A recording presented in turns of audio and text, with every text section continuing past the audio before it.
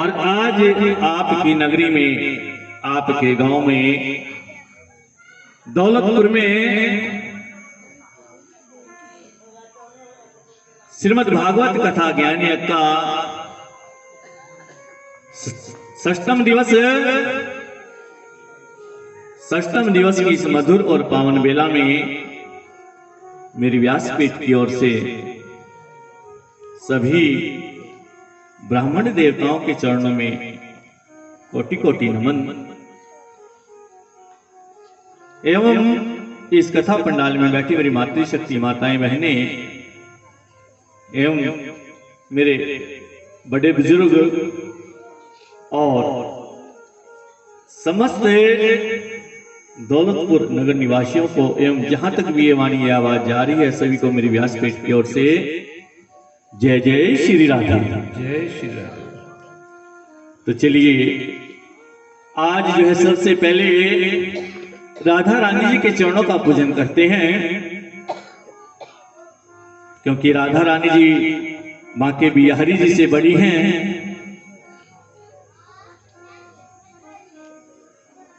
राधे तू बड़े भागिनी,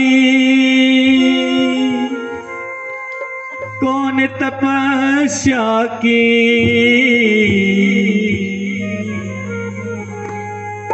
तीन लोक तारण तरणे सब तेरे आधीन। प्रेम से बोली राधा रानी अलवेली सरकारी की। तो सभी ने अपनी जुबा को पवित्र करते हुए मीठी मीठी तालियों से राधा रानी जी के चरणों का पूजन करना है और क्या कहना है। मीठी रस से भरी ओरी राधा रानी लागे, राधा रानी लागे, मन कारो कारो जमुना जीरो पानी लागे। रस से भरी राधा रानी लागे, राधा रानी लागे, मन कारो कारो यमुना जीरो पानी लागे। मीठे रस से भरी राधा रानी लागे, राधा रानी लागे, मन कारो कारो जमुना जीरो पानी लागे। मन कारो कारो यमुना जीरो पानी लागे।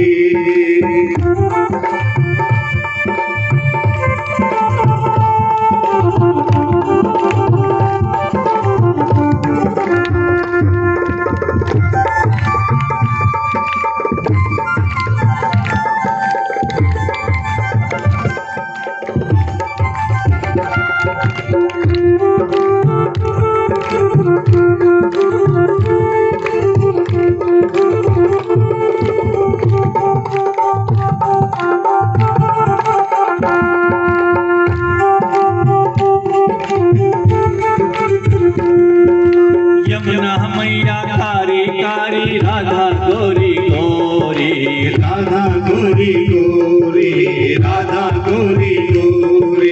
वृंदावन में धूम मचावे बरसाने की छोरी, बरसाने की चोरी, बरसाने की चोरी। अमृत धाम राधा जोगी रजधानी लागे, रजधानी लागे, मन कारो कारो जमुना जीरो पानी लागे। रस से भरी राधा रानी लागे, राधा रानी लागे, मन कारो कारो यमुना जी को पानी लागे।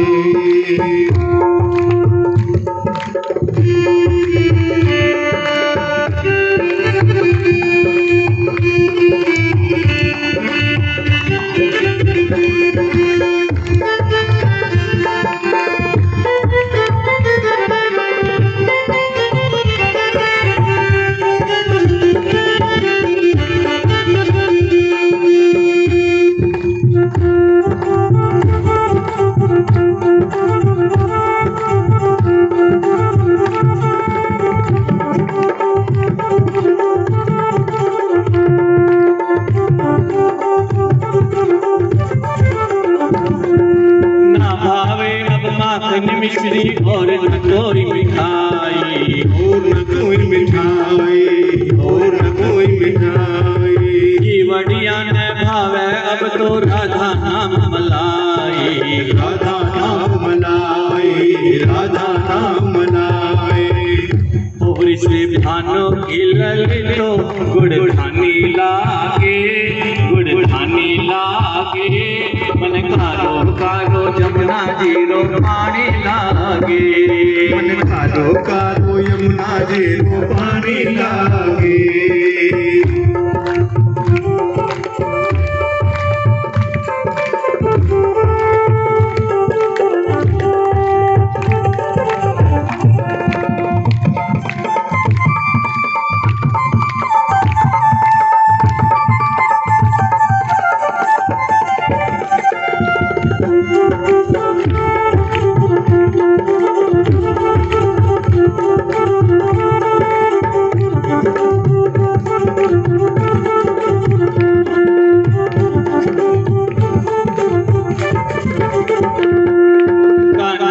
मुरली में तेरे सुमरी बारंबार, सुमरी बारंबार, सुमरी बारंबार। कोटिन रूप धरे मनमोहन कोई न पावे पार, कोई न पावे पार, कोई न पावे पार। राधा रूप की अनोखी पटरानी लागे, पटरानी लागे।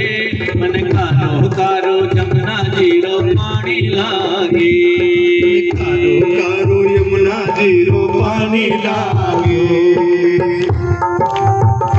मीठे रस से भरियोरी राधा रानी लागे, राधा रानी लागे। मन कारो कारो जमुना जीरो पानी लागे, रस से भरियोरी राधा रानी लागे, राधा रानी लागे। मन कारो कारो यमुना जीरो पानी लागे, मन कारो कारो जमुना जीरो पानी लागे, मन कारो कारो यमुना जीरो पानी लागे। मन कारो कारो जमुना जीरो पानी लागे, मन कारो कारो यमुना जीरो पानी लागे, मन कारो कारो जमुना जीरो पानी लागे, मन कारो कारो यमुना जीरो पानी लागे।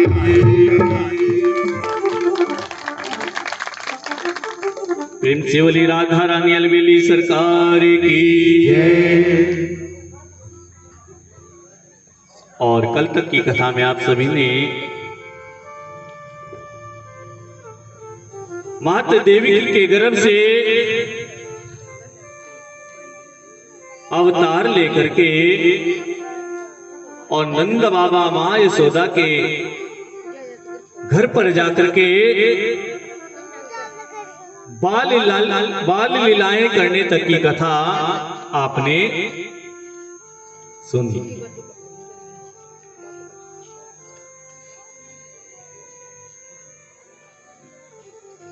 और मेरे कन्हैया राधा रानी से नाराज है। क्यों? क्योंकि राधा रानी जी ने मोतियों का हार उनको स्पर्श नहीं करने दिया। इतना अच्छा इतना सुंदर हार राधा रानी ने पहन रखा था, और आज राधा रानी अकेले कमरे में उदास बैठी हैं, ना किसी से बात करती हैं, बस अकेली अकेली अखियों से अश्रुधारा बहाई जा रही है। वृषभानु जी को देखते देखते बहुत दिन हो गए, और एक दिन वृषभानु जी के यहाँ नारद जी आए। जब नारद जी आए तो नारद जी के चरणों का पूजन किया, उनकी आव भगत की और जलपान आदि जो है कराने के बाद वृषभानु जी ने अपने मन की बात नारद जी के सामने रखी कि हे नारद जी, मेरी बिटिया राधा रानी कुछ दिनों से बहुत उदास रहती है, ना कुछ खाती है ना कुछ पीती है, बस अखियों से अश्रुधारा ही अश्रुधारा बहाई जा रही है। नारद जी ने कहा कि जब बिटिया जवान हो जाए और इस प्रकार के संकेत मिले तो उसका विवाह तुरंत कर देना चाहिए। वृषभानु जी बोले विवाह तो कर दूं, लेकिन राधा रानी के लिए सुयोग्य वर तो मिले। नारद जी ने कहा अरे वो है नंद का छोरा कृष्ण, एक काम करो, तुम एक सुंदर सी पत्रिका लिख करके और कुछ जो है सगुन उनके यहां भेजो और उसमें लिखो कि हमें राधा रानी के लिए आपका छोरा पसंद है। यदि आपको भी हमारी राधा रानी पसंद हो तो इसी प्रकार की पत्रिका के द्वारा हमारे को अवगत कराए। और कुछ सेवकों को एक सुंदर सी पत्रिका और कुछ मोतियों के थाल लेकर के नंद बाबा के यहां भेज दिए। और नंद बाबा ने उन मोतियों के थालों को जो है स्वीकार किया और उस पत्रिका को पढ़ा। और पढ़ने के बाद वो थाल सुरक्षित स्थान पर जो है रखवा दिए गए, क्योंकि नंद बाबा के यहां तो मोती थे नहीं, बहुत कीमती मोती थे। और एक दिन कन्हैया की नजर उन मोतियों के ऊपर पड़ी, उनमें से कुछ मोती उठाए और अपने घर के पिछवाड़े जो है थोड़ी सी दूर जाकर के वो मोती बिखेरे। और जब कुछ दिनों के बाद नंद बाबा की नजर उन जो थालों के ऊपर पड़ी कि भाई इनमें से मोती गायब है, हमारे पास इतने कीमती मोती नहीं है, हम कहां से देंगे, क्योंकि सगुन वापिस से भेजना है। और जब पता लगा तो कन्हैया ने कहा कि पिताजी मैंने इसमें से कुछ मोती उठा करके उनको बो दिया, मैंने मोतियों की खेती की। नंद बाबा बोले मोतियों की खेती क्या कह रहा है तू? नहीं पिताजी मैं बिल्कुल जो है सच कह रहा हूं, चलकर मेरे साथ आप देख लीजिए। और जैसे ही नंद बाबा को ले गए घर के पिछवाड़े कुछ दूरी पर तो देखा मोतियों के बड़े बड़े पेड़ लहलहा रहे हैं, उनमें मोतियों के गुच्छे लगे हुए हैं। और नंद बाबा देख करके हैरान रह गए कि भला मोतियों की भी कभी खेती होती है। और इतने कीमती मोती इस कन्हैया ने किस प्रकार उत्पन्न कर दिए, ये तो उस कन्हैया की लीला थी। और आज कहा कि पिताजी उनके यहां से 7 थाल आए हैं, आपने 51 थाल भर भर के भेजे, क्योंकि दिल में बात लगी हुई। और आज 51 मोतियों के थाल भर भर के उनके ऊपर लाल वस्त्र डाल करके सगुन जय राधा रानी के यहां भिजवाया। और राधा रानी जी बहुत प्रसन्न हुई कि मेरी ससुराल से देखो तो जरा क्या सगुन आया है। पहला मोती के थाल से ऊपर से कपड़ा हटाया, मोती। दूसरे थाल से कपड़ा हटाया, मोती। तीसरे थाल से कपड़ा हटाया, मोती। और हटाती गई। जब सारे थालों में मोती देखे तो राधा रानी को बात आ गई कि कन्हैया आज तूने अपना बदला ले ही लिया। और ज्यादा रोने लगी। और जब वृषभानु जी को इस बात का पता चला तो उन्होंने मुनादी करा दी कि जो कोई भी हमारी लली को हंसाएगा उसको इनाम दिया जाएगा। और इस प्रकार ये चर्चा फैलते फैलते वृंदावन धाम तक जा पहुंची। और जब मेरे कन्हैया को इस बात का पता चला तो उन्होंने मन में विचारा है कि भाई मनाना तो पड़ेगा।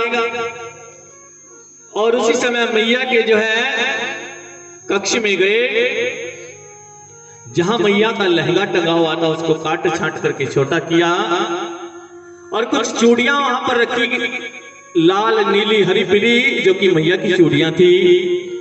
उनको एक झोली में डाला, एक लठिया उठाई और मनिहारिन का रूप आज मेरे कन्हैया ने धारण कर लिया। और आज भेष बदल के मेरे कन्हैया बरसाने में जा पहुंचे हैं और वहां जाकर के गलियों में आज कन्हैया शोर मचा रहे हैं। चूड़ी ले लो चूड़ी, लाल पीली हरी नीली चूड़ी। और जब राधा रानी जी के घर के आगे आते हैं तो जोर जोर से जो है आवाज लगाते हैं कि चूड़ी ले लो चूड़ी, लाल नीली हरी पीली चूड़ी। और जब राधा रानी जी की सखी ललिता सुनती है तो ललिता जो राधा रानी जी को बतलाती है कि मनिहारिन आई है, क्या उसको ऊपर बुला लो। और आज राधा रानी जी संकेत करती हैं कि बुला लो। तो सुनिए मीठा सा भजन, प्रेम से बोलिए वांके बिहारी लाल की जय। मनिहारी का भेष बनाया, श्याम चूड़ी बेचने आया।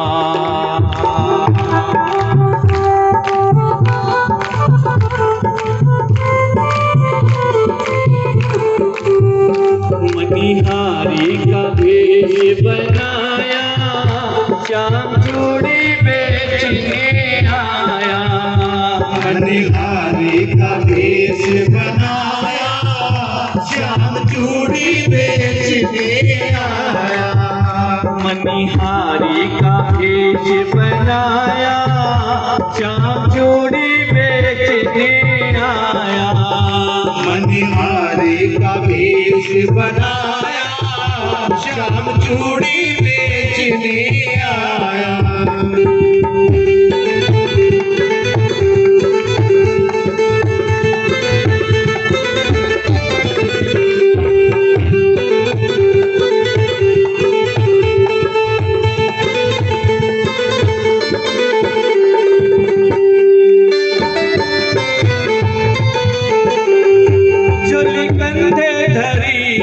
चूड़ी भरी, झोली कांधे धरी, उसमें चूड़ी भरी। गलियों में गलियों में गलियों में शोर मचाया, श्याम चूड़ी बेचने आया। मनिहारी का भेष बनाया, श्याम चूड़ी बेचने आया।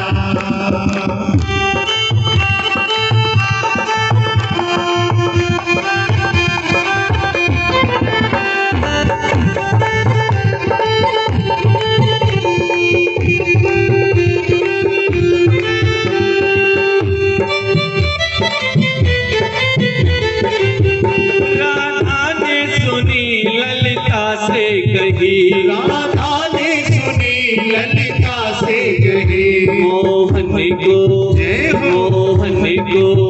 मोहन को तुरंत बुलाया, श्याम चूड़ी बेचने आया। मनिहारी का भेष बनाया, श्याम चूड़ी बेचने आया।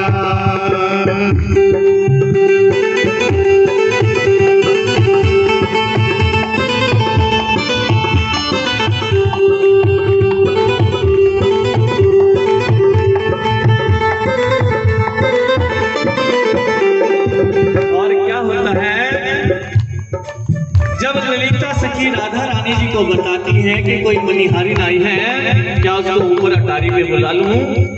और राधा रानी कहती है कि बुला लो।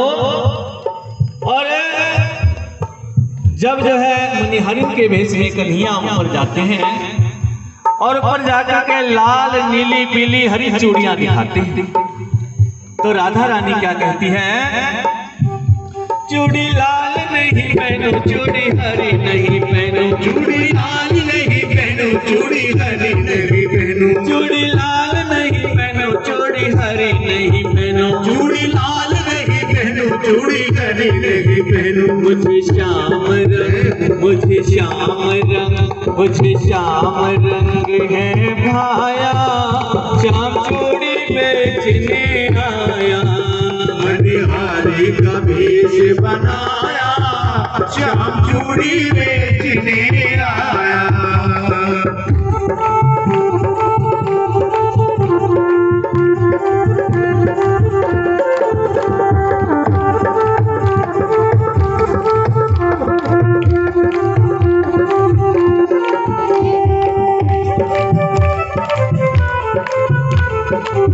और जब मेरे कन्हैया राधा रानी जी को श्याम वर्ण की चूड़ियां पहनाने लगे और धीरे से राधा रानी का हाथ दबा दिया, राधा रानी समझ गई अच्छा तुम हो और कहने लगी, राधा कहने लगी तुम हो छलिया बड़े, राधा कहने लगी तुम हो छलिया बड़े, राधा कहने लगी तुम हो छलिया बड़े, राधा कहने लगी तुम हो छलिया बड़े। धीरे से धीरे से धीरे से हाथ दबाया, श्याम चूड़ी बेचने आया। मनिहारी का भेष बनाया, श्याम चूड़ी बेचने आया। मनिहारी का भेष बनाया, श्याम चूड़ी बेचने आया। मनिहारी का भेष बनाया, श्याम चूड़ी बेचने आया। मनिहारी का भेष बनाया, श्याम चूड़ी बेचने आया। मनिहारी का भेष बनाया, श्याम चूड़ी बेचने आया।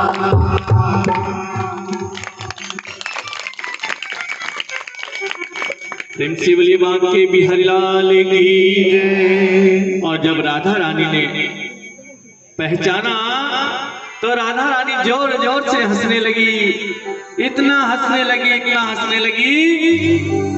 और आज मेरे कन्हैया उससे भी ज्यादा हंसने लगे, क्योंकि आज कन्हैया ने राधा रानी को मना लिया, सारे गिले शिकवे दूर हो गए। और आज भी वृंदावन धाम में जो मोती मेरे कन्हैया ने बोए थे, आज भी उन मोतियों के पेड़ लगे हुए हैं। जिनको मोती मिल जाते हैं वो बड़े किस्मत वाले होते हैं, और लोग वहां से उन मोतियों को अपने घर पर लाते हैं, उनकी पूजा अर्चना करते हैं। प्रेम से बोलिए मेरे बांके बिहारी लाल की जय। और कुछ दिन और बीते। एक दिन मेरे कन्हैया अन्य गोप ग्वालों के संग अपनी गैया चरा करके वापस शाम को संध्या के समय वृंदावन धाम में लौट रहे थे। राधा रानी भी उनके संग में थे और अन्य जो सखियां भी उनके संग में थी। कंस के द्वारा एक दैत्य भेजा गया था जिसका नाम है वृषासुर। वृषासुर ने क्या किया, भेष बदल करके बैल के रूप में आज कन्हैया को मारने के लिए आया। और कन्हैया ने उसी समय जान लिया और उसकी दोनों टांगे पकड़ करके इतना घुमाया और जोर से उसको जाए पछाड़ करके मार डाला। उसका गोविंदाए नमो नमः हो गया। राधा रानी कहने लगी, कन्हैया तुमने एक बैल का वध किया है। मेरे कन्हैया बोले, अरे बैल बाद में है, पहले एक असुर है। राधा रानी नहीं मानी, नहीं कन्हैया तुमने एक बैल का वध किया है और अब तुम्हें बहुत बड़ा पाप लग गया, और इस पाप के निवारण के लिए तुम्हें अनेक तीर्थों में जाकर के स्नान करना पड़ेगा, जब जाकर के इस पाप का भार तुम्हारे सिर से उतरेगा। कन्हैया बोले कि राधा रानी यदि सारे तीर्थ यहीं चलकर आ जाए तो और उसी समय मेरे कन्हैया ने बांसुरी बजाई और जितने भी तीर्थ हैं सारे तीर्थ चल करके, जैसे गंगा, गोदावरी, यमुना, सरस्वती, ये जितने भी पवित्र तीर्थ है सारे चल करके कन्हैया जी के चरणों में पहुंच गए। और आज कन्हैया ने इशारा किया और उन्होंने जितने भी तीर्थ हैं उन्होंने 2 कुंड बनाए, एक राधा कुंड और एक कृष्ण कुंड। उन दोनों कुंडों में अपना जल भरा और आज कन्हैया ने कहा राधा रानी से, राधा रानी लो सारे तीर्थों का जल मैंने यही मंगा दिया कि अब मैं इन दोनों कुंड में स्नान करता हूं और स्नान करने के बाद मैं इस पाप से मुक्त हो जाऊंगा। और आज मेरे कन्हैया ने उन दोनों कुंडों में स्नान किया और स्नान करने के बाद राधा रानी से बोले कि लो राधे, अब मैं इस पाप से मुक्त हो चुका हूं। और ये आशीर्वाद दिया कि आज के बाद मन क्रम वचन से जो इन दोनों कुंडों में स्नान करेगा उसके जन्म जन्मांतर के सारे पाप कट जाएंगे और उसके पुण्य उदय हो जाएंगे। वृंदावन धाम कौन कौन गया है वो जानते होंगे इन दोनों कुंडों के बारे में। प्रेम से बोलिए राधा रानी अलवेली सरकार की जय। और जब वृषासुर की मृत्यु का समाचार कंस को मिला, उसने उसी समय अक्रूर जी को बुलाया और अक्रूर जी से कहा कि अक्रूर जी, मेरे मन में एक योजना आई है और तुम मेरे परम हितैषी हो। मैं चाहता हूं कि नंद का छोरा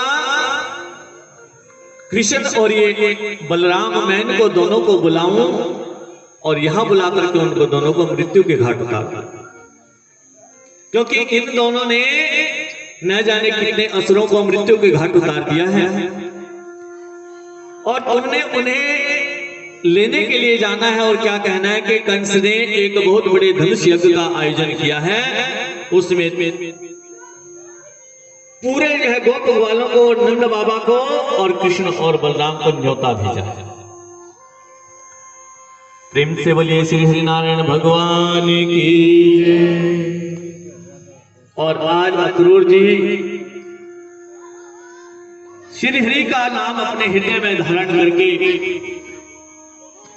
वृंदावन धाम की ओर चल पड़ते हैं एक रथ लेकर के। और इतने में ही नारद जी आ जाते हैं कंस के पास। नारद जी कहते हैं कि मैंने तुम्हें 8 लकीरें खींच करके पहले भी बतलाया था। कृष्ण जो है देवकी का ही 8वां गर्भ है और जो 7वां गर्भ खंडित होने का समाचार फैला था वो गर्भ खंडित नहीं हुआ था। और विष्णु जी ने अपनी योग माया के द्वारा देवकी के गर्भ से वसुदेव की दूसरी पत्नी रोहिणी के घर में जाकर के स्थापित कर दिया कि ये दोनों बालक वसुदेव के ही पुत्र हैं। और उसी समय कंस अपनी तलवार उठा करके देवकी को मारने के लिए दौड़ा। नारद जी ने कहा कि अब पछताए क्या हो तो जब चिड़िया चुग गई खेत। अब तुम अपनी मृत्यु का निवारण करो, समय बहुत नजदीक है, देवकी को मारने से कोई लाभ नहीं होने वाला। और नारद जी इतना कह करके अपने धाम को जो है चले जाते हैं। और उसी समय कंस ने सैनिकों को बुला करके वसुदेव देवकी को दोबारा से कारागार में डाल दिया। और आज अक्रूर जी नंद बाबा के यहां पहुंच चुके हैं। नंद बाबा ने बड़ी आओ भगत की और रात्रि का भोजन करने के बाद अक्रूर जी ने कृष्ण और बलराम से अकेले में बातचीत की और कहा कि कंस ने मुझे तुम्हें जो लेने के लिए भेजा है और उसने तुम्हें मारने का पूरा बंदोबस्त कर रखा है। कृष्ण और बलराम ने कहा कि अक्रूर जी, ये बात आपने हमें बतलाई सो बतलाई, नंद बाबा और माता यशोदा के कानों तक ये बात बिल्कुल भी ना पहुंचे। और फिर रात्रि में ही नंद बाबा ने पूरे नगर में जो है मुनादी करा दी कि भाई कंस ने न्योता भेजा है, एक बहुत बड़ा जो धनुष यज्ञ का आयोजन वहां पर किया जा रहा है। सभी आप अपने छकड़ों में दूध, घी और माखन की मटकियां रख लेना, ये सब हम कंस को भेंट में देंगे। और सभी ने इस बहुत बड़े जो है धनुष यज्ञ के आयोजन को देखने के लिए मथुरा नगरी में जाना है। और प्रातः काल होते ही सभी गोप ग्वाले आप अपने जो है छकड़ों में घी, दूध, माखन की मटकियां भर भर के मथुरा नगरी में जाने के लिए तैयार हो गए। और जब राधा रानी और जितनी भी गोपियां हैं उनको सबको पता चला कि आज कन्हैया मथुरा नगरी में जा रहे हैं, तो सभी आए और आ करके बलराम और श्री कृष्ण जी से मिले। श्री कृष्ण और बलराम ने सभी गोपियों को और राधा रानी जी को जो है सांत्वना दी कि हम तुरंत लौट आएंगे। और फिर अक्रूर जी के रथ में बैठ करके मथुरा नगरी की ओर प्रस्थान कर गए। रास्ते में अक्रूर जी ने सरोवर में स्नान किया और मेरे बांके बिहारी जी ने उनकी मन की बाधा को शांत किया, उनको साक्षात दर्शन दिया। तब अक्रूर जी समझ गए, क्योंकि अक्रूर जी के मन में पश्चाताप था कि मैं इनको लेकर के जा रहा हूं, यदि कंस ने इनको मार डाला तो मुझे बहुत बड़ा कलंक लग जाएगा। उस पश्चाताप को मेरे कन्हैया ने साक्षात दर्शन देकर के जब जल में जो स्नान किया, तो जैसे ही अक्रूर जी जल में डुबकी लगाई, उसी समय मेरे कन्हैया ने जल में ही चतुर्भुज रूप में अक्रूर जी को दर्शन दिया और सारी बात बतलाई कि आप चिंता मत करो, आप अपना कार्य करो, जिस काम के लिए आप आए हो वो काम अपना आप पूर्ण करो। और तब जाकर के अक्रूर जी के हृदय में, उनके हृदय को शांति मिली। और फिर स्नान के बाद जो है दोबारा से रथ में बिठाए बालक कृष्ण और बलराम, और मथुरा नगरी के बाहर इन सब ने अपना डेरा डाल दिया। और आज अक्रूर जी ने कंस को जाकर के बताया कि मैं बालक कृष्ण और बलराम और नंद बाबा और अन्य गोप ग्वालों को सबको लेकर के आ गया। और कंस ने ढेर सारा उपहार अक्रूर जी को दिया और अक्रूर जी ने अपने घर में जाकर के विश्राम किया। और आज मेरे कन्हैया नंद बाबा से इजाजत ले रहे हैं कि हम सब जो है इस मथुरा नगरी को देखना चाहते हैं। नंद बाबा ने इजाजत दे दी। आज कृष्ण, बलराम और अन्य गोप ग्वाले बालक कृष्ण के संग में जो है जाकर के मथुरा नगरी को देख रहे हैं। बड़े सुंदर सुंदर घर बने हैं, इतनी सुंदर अटारियां, और सब देख करके बहुत प्रसन्न हो रहे हैं। और नगर की स्त्रियां भी बलराम और कृष्ण जी को देख करके मंत्रमुग्ध हो रही है कि कितने सुंदर बालक हैं। और चलते चलते चलते चलते कंस का धोबी बड़े सुंदर सुंदर वस्त्र लेकर के आ रहा था गठरी में। और आज जितने भी गोप ग्वाले कन्हैया जी के संग में है, उन्होंने कन्हैया से कहा कि कन्हैया इतने सुंदर सुंदर वस्त्र हैं, हमारा जो है पहनने को मन कर रहा है। और तुरंत धोबी को रोका और कन्हैया ने धोबी से कहा कि धोबी ये वस्त्र इन जो है गोप ग्वालों को दे दे, ये इन वस्त्रों को पहन करके कंस से मिलने के लिए जाए। धोबी बोला, रे अहीरो के छोकरो, ये तुम्हारा वृंदावन धाम नहीं है, ये तुम्हारा गोकुल नहीं है जो तुम्हारी यहां चलेगी। ये राजा कंस की नगरी है। यदि राजा कंस को पता चल गया तो वो तुम्हारे को मृत्यु दंड दे देगा। बस इतना उस धोबी ने कहा और तुरंत मेरे कन्हैया को इतना क्रोध आया, उन्होंने एक हाथ उस धोबी को मारा और आज धोबी का शीश धड़ से अलग हो गया, मानो वो त्रेता का बदला आज मेरे बांके बिहारी जी ने ले लिया। क्योंकि इसी धोबी ने त्रेता में जब मेरे कन्हैया रामावतार में थे तो माता जानकी को कलंक लगाया था, और आज त्रेता का बदला द्वापर में ले लिया। प्रेम से बोलिए बांके बिहारी लाल की। और उसके बाद जब सभी गोप वाले उन वस्त्रों को उठाने लगे तो उसी समय के कुरुसेन नाम का दर्जी आया और उसने कहा कि प्रभु, मैं राजा कंस की नगरी में जरूर रहता हूं, लेकिन मैं आपके चरणों का अनुगामी हूं, मैं आपके चरणों की पूजा अर्चना करने वाला। आपकी मोहिनी मूर्ति मेरे हृदय में बस चुकी है, मैं आपके लिए कुछ सेवा करना चाहता हूं। और उसी समय अपनी कैंची से उन वस्त्रों को तुरंत काट छाट करके सीधा करके सील करके उन गोप ग्वालों और बालक कृष्ण और बालक बलराम को दिया। उन्होंने वो वस्त्र पहने और फिर उस कुरुसेन नाम के दर्जी को आशीर्वाद दिया कि तुमने जो ये सेवा हमारे लिए की है, तुम्हारे वंश में सब जो है हरिभक्त होंगे और मेरा आशीर्वाद सदा सदा के लिए तुम्हारे ऊपर बना रहेगा। और फिर मेरे प्रभु आगे की ओर बढ़े।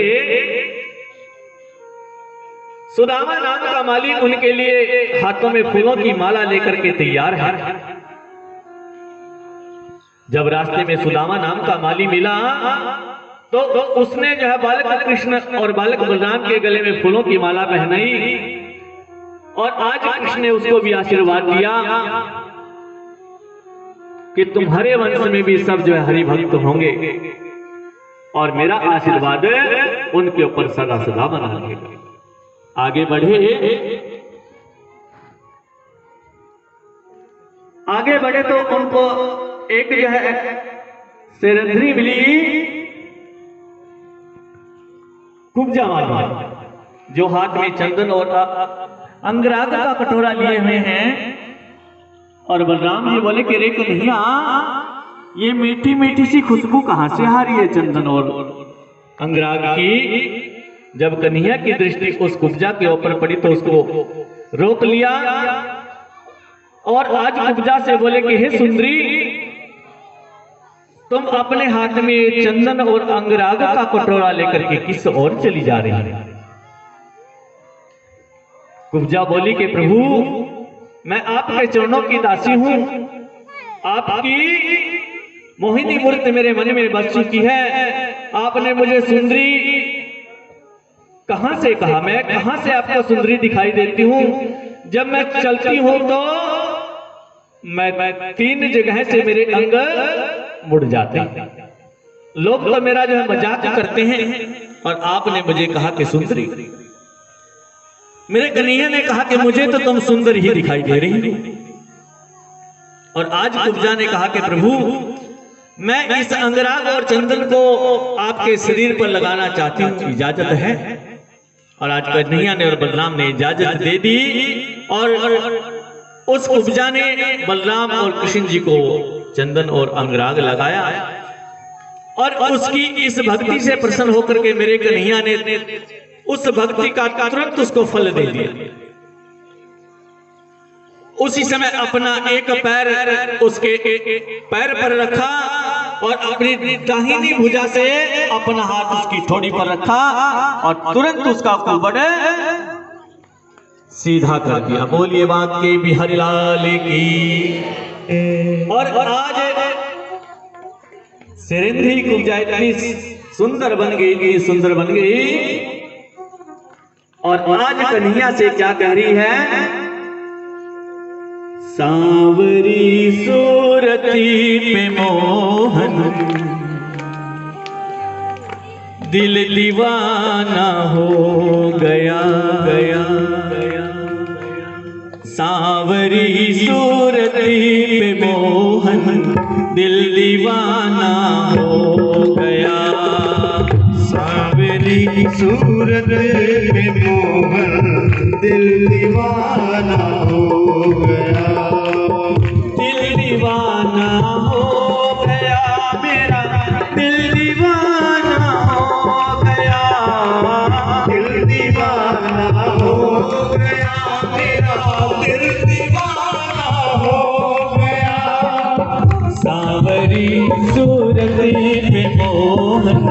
दिल दीवाना हो गया।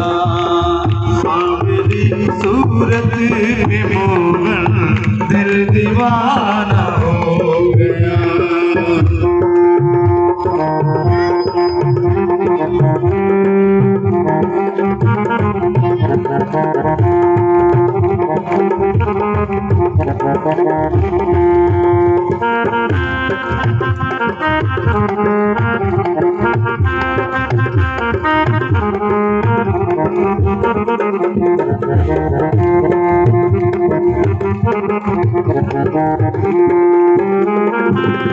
एक तो तेरे नैन तिरछे, दूसरा काजल लगा।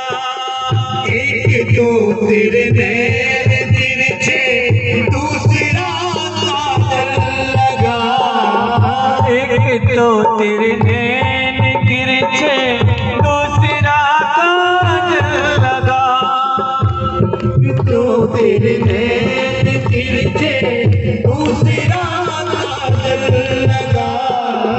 तीसरा नजरे मिलाना, तीसरा नजरे मिलाना, दिल दीवाना हो गया। सांवली सूरत में मोहन दिल दीवाना हो गया। दिल दीवाना हो गया मेरा, दिल दीवाना हो गया। दिल दीवाना हो गया मेरा, दिल दीवाना हो गया। सावरी सूरत पे मोहन दिल दीवाना हो गया। सांवली सूरत में मोहन दिल दीवाना हो गया।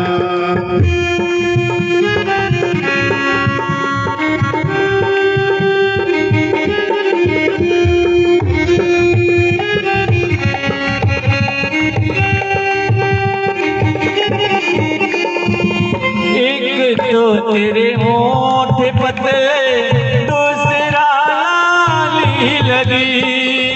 एक तो तेरे होठ पतले, दूसरा लाली लगी। एक तो तेरे होठ पतले, दूसरा लाली लगी।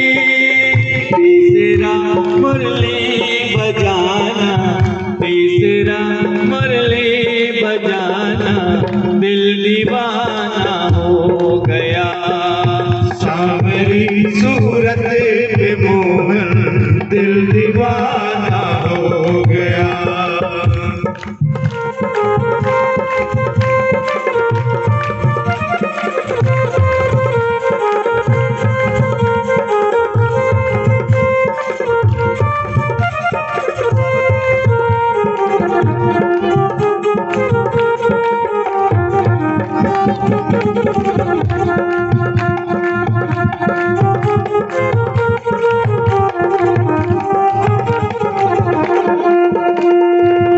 एक तो तेरे पैर छोटे, दूसरा घुंघरू बंधे। एक तो तेरे पैर छोटे, दूसरा घुंघरू बंधे।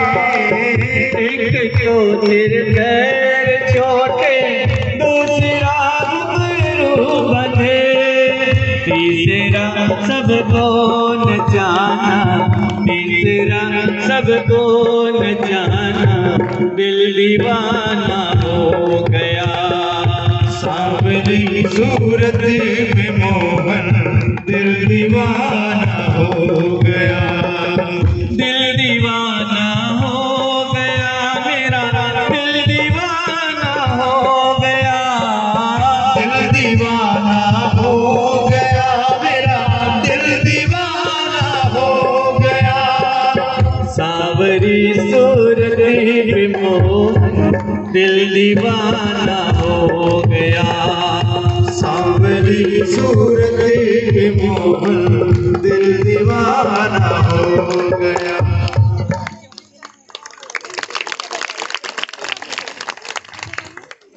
मैया क्या बात नाराज हो?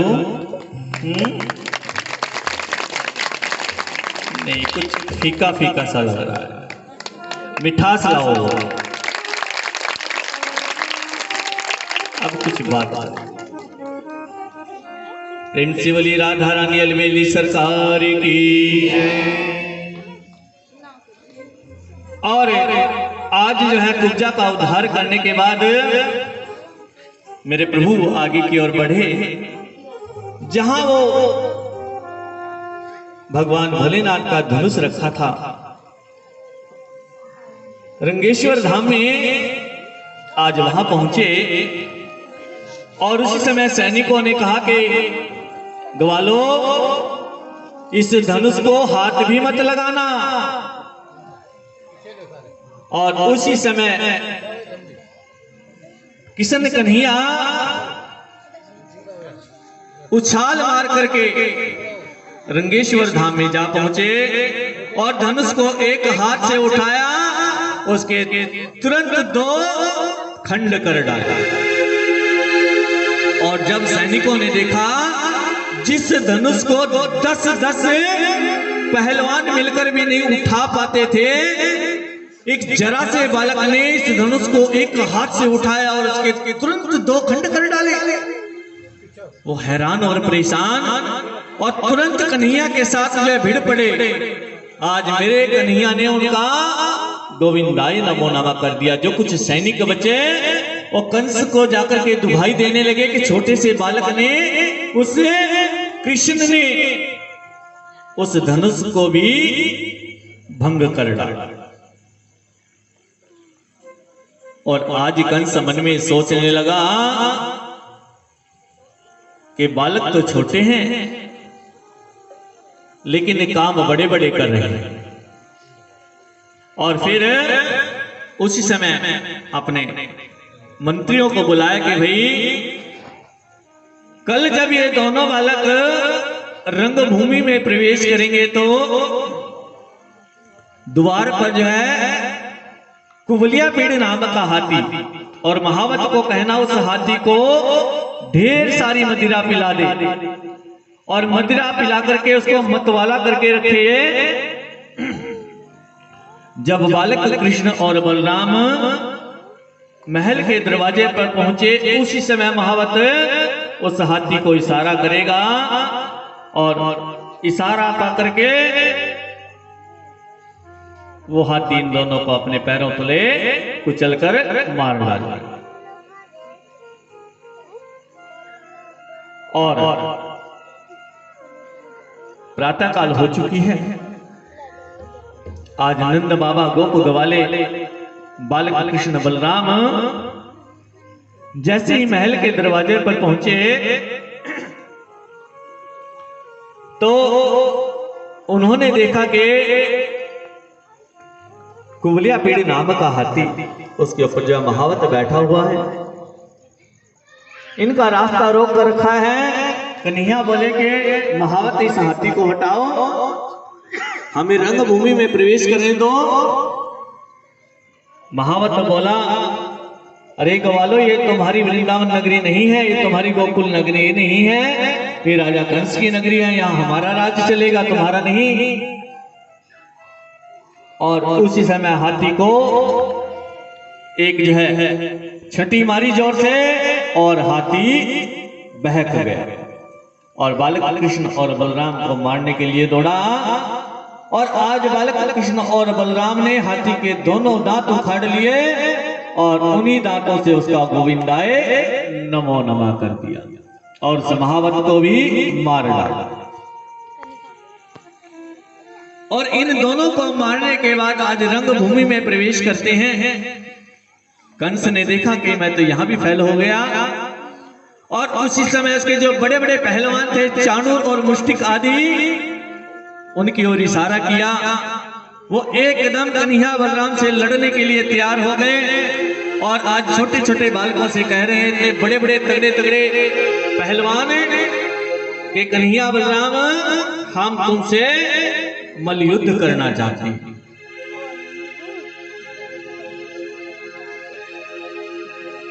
कन्हैया बोले, मल्लयुद्ध? अरे कहां हम नन्हे नन्हे सुकोमल बालक और कहां तुम हट्टे कट्टे, पहलवान चाणूर और मुष्टिक आदि बोले कि तुम बच्चे जरूर हो,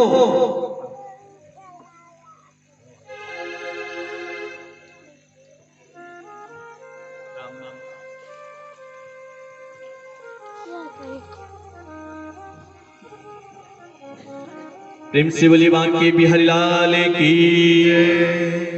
और कहा कि तुम छोटे छोटे बालक जरूर हो, लेकिन तुमने इतने बड़े बड़े दैत्यों का वध कर दिया, तो तुम हमसे भी ज्यादा बलशाली हो। आज राजा कंस तुम्हारी वही वीरता देखना चाहते हैं, अपनी वीरता को दिखाओ। और जब तुम्हारी वीरता देख करके राजा कंस प्रसन्न हो गए, तुम्हें इनाम देंगे। और आज जो है ना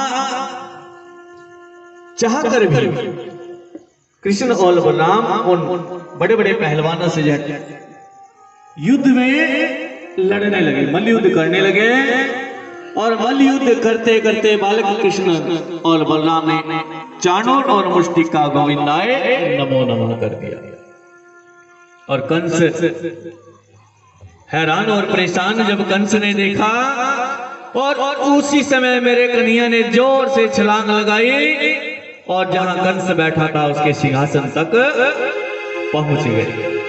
और तुरंत कंस के बाल पकड़े और उसको अपने पैरों में डाल दिया, और तुरंत जोर से उसकी छाती के ऊपर इतना जोर से घुसा मारा कि कंस के मुख से रक्त की धार निकलने लगी। और फिर जोर से एक घुसा और मारा, और फिर पांव से मसलते मसलते आज कंस का गोविंदाय नमो नमः। प्रेम से बोलिए श्री हरिनारायण भगवान की जय। और फिर महाराजा उग्रसेन को कैद खाने से निकाला और अपने माता पिता को कैद खाने से निकाला। और आज महाराज उग्रसेन अपने मन में विचार कर रहे हैं कि बालक कृष्ण और बलराम ने इतना सुंदर काम किया है कि भाई इस सिंहासन पर बैठने के अधिकारी ये दोनों हैं। लेकिन बालक कृष्ण ने सिंहासन पर बैठने के लिए जो है मना कर दिया, और महाराज उग्रसेन को वापस दोबारा जो है सिंहासन पर बिठा दिया। और फिर बालक कृष्ण और बलराम ने अपने जहां माता पिता से मिले, वसुदेव और देवकी से, और फिर नंद बाबा अन्य गोप ग्वालों को जो है विदाई दी और कहा कि हम कुछ दिन यहाँ रहेंगे और जल्दी ही वापस आ जाएंगे। और आज नंद बाबा अन्य गोप ग्वाले अश्रु धारा बहाते हुए वापस अपनी नगरी में गए। और कुछ दिन और बीते, वसुदेव जी ने बलराम और कृष्ण जी को गुरुकुल में विद्या अध्ययन के लिए भेजना चाहा, संदीपन ऋषि जी के आश्रम में जो कि उज्जैन में है। और आज ये दोनों बालक माता पिता का आशीर्वाद लेकर के विद्या अध्ययन के लिए चल पड़ते हैं। और चलते चलते चलते चलते रास्ते में इनकी मुलाकात सुदामा जी से होती है। सुदामा के पैर में कांटा चुभ जाता है, जिसको मेरे बांके बिहारी निकालते हैं। वहीं से इन दोनों की मित्रता हो जाती है। और चलते चलते चलते चलते गुरु जी के आश्रम में पहुंच जाते हैं और गुरु जी के चरणों में नमस्कार प्रणाम करते हैं। और कुछ दिन तक वहां रहे। और एक दिन क्या हुआ, जब भोजन बनाने के लिए लकड़ियां नहीं थी, तो गुरुवाणी ने बालक कृष्ण और बालक सुदामा से कहा कि प्रातः काल होते ही तुम वन में जाना और सूखी सूखी लकड़ियां बिन करके ले आना। और उसी दिन क्या होता है, उज्जैन नगरी में जहां संदीपन ऋषि जी का आश्रम है, वहां से कुछ ही दूरी पर एक दूसरी नगरी है उस नगरी में एक बूढ़ी स्त्री अकेली रहती है अपनी झोपड़ी में। उसका हर रोज का व्रत नियम यह है कि वो भिक्षा मांग करके अपना गुजारा करती है, और जो कुछ भिक्षा में मिल जाता है उस भिक्षा के द्वारा अपने जो है बाकी बिहारी जी का भोग लगाती है, फिर बचा हुआ अपने आप खाती है। और उस दिन अपनी नगरी में घूमी, कहीं से उसको 2 मुट्ठी चने की मिल गई, और उसने अपने मन में विचारा कि मैं इसको प्रातः काल जो है स्नान ध्यान करने के बाद भोग लगाऊंगी और उसके बाद अपने आप खाऊंगी। रात को वो चने की पोटली उसने अपनी झोपड़ी में जो है जैसी की तैसी रख। रात्रि में हूं आयु के कुछ चोर आए, और उन चोरों ने सोचा कि शायद इस बुढ़िया के घर में कुछ ना कुछ हमारे को मिलेगा, और जब कुछ नहीं मिला तो उस पोटली को देखा कि शायद इसमें ही कुछ हो। उस पोटली को उठाया और चलते बने। जब उस बुढ़िया ने देखा, उसने पूरी नगरी में शोर मचा दिया कि चोर चोर चोर चोर चोर, और पूरे नगरवासी उन चोरों के पीछे पड़ गए। चोर भागते भागते भागते भागते सांदीपन ऋषि जी के आश्रम में उस पोटली को रख करके भाग गए। प्रातः काल जब गुरुवानी ने आश्रम में झाड़ू लगाया तो उसने देखा एक पोटली रखी है, और उस पोटली को जब खोला तो उसमें कुछ चने मिले। और आज उन चनों को बालक कृष्ण और बालक सुदामा को देते हुए बोली, यदि तुम्हें भूख लगे तो ये चने खा ले। और उधर उस बुढ़िया ने जब उसने देखा कि मेरे चने जो कि मैंने अपने भगवान के लिए जो है रखे हुए थे, अपने बांके बिहारी के लिए रखे हुए थे, उनको भोग लगाना था, उसके बाद मैंने उन चनों को खाना था, उसी समय उसने अंजलि में जल लेकर के शाप दे दिया, इन चनों को जो कोई भी खाएगा वो दरिद्र हो जाएगा। प्रेम से बोलिए बांके बिहारी लाल की। और आज बालक सुदामा और बालक कृष्ण दोनों वन के लिए जो है लकड़ियां बीनने के लिए जाते हैं। सर्दी का मौसम है, और बालक कृष्ण ने जब देखा कि भी नीचे सूखी सूखी लकड़ियां नहीं हैं, पेड़ के ऊपर चढ़ गए और सूखी सूखी लकड़ियां तोड़ करके नीचे डालने लगे। और बालक सुदामा से कहने लगे कि सुदामा इन लकड़ियों को इकट्ठा कर लो। और सुदामा को भूख लगी, सुदामा ने थोड़े से चने निकाले, अपने मुंह में डाले और अपना पेट भरने के लिए उनको चबा डाला। जब सुदामा जी उन चनों को खा रहे थे तो कटर कटर की आवाज आ रही थी। उसी समय कन्हैया ने पूछा, रे सुदामा क्या अकेले अकेले चने खाए जा रहा है, मुझे नहीं खिलाएगा? सुदामा बोले, नहीं कन्हैया, मैं चने नहीं खा रहा, सर्दी के कारण मेरे दांत कटकटा रहे हैं, इसलिए तुम्हें कटकटाने की आवाज आ रही है। और कुछ देर में जो चने बचे थे वो भी सुदामा जी अकेले खा गए। और जब कन्हैया पेड़ से नीचे उतरे, उन सूखी लकड़ियों को बीना और बीन करके इकट्ठा किया तो तुरंत बरसात आ गई और तुरंत भागे और दौड़ करके एक धर्मशाला में आश्रय लिया। और वहां धर्मशाला में पहुंच करके आज कन्हैया ने सुदामा से कहा कि सुदामा भूख लगी है, गुरुवानी ने जो चने दिए थे ला, उनको मिल बांट करके खाएंगे। अब चने हो तो सुदामा दे। और उसी समय कन्हैया से कहा, कन्हैया मुझे बड़ी जोरों से भूख लगी थी, वो चने मैंने अकेले नहीं खा लिए। और उसी समय कन्हैया ने अपने मन में विचारा कि सुदामा तूने चने नहीं खाए, तूने दरिद्रता मोल ले ली, लेकिन इस बात को बताया तक नहीं। और प्रातः काल होते ही गुरुजी इन दोनों को जो है लिवाने के लिए आ गए और ये दोनों वापस फिर आश्रम में पहुंच गए। इस प्रकार 64 दिन तक बालक कृष्ण, बालक सुदामा और बालक बलराम 64 दिन तक उज्जैन में संदीप ऋषि के आश्रम में रुके और जितनी विद्याएं थी इन्होंने सब जो है ग्रहण कर ली और आज इनकी विदाई होने वाली है आश्रम से।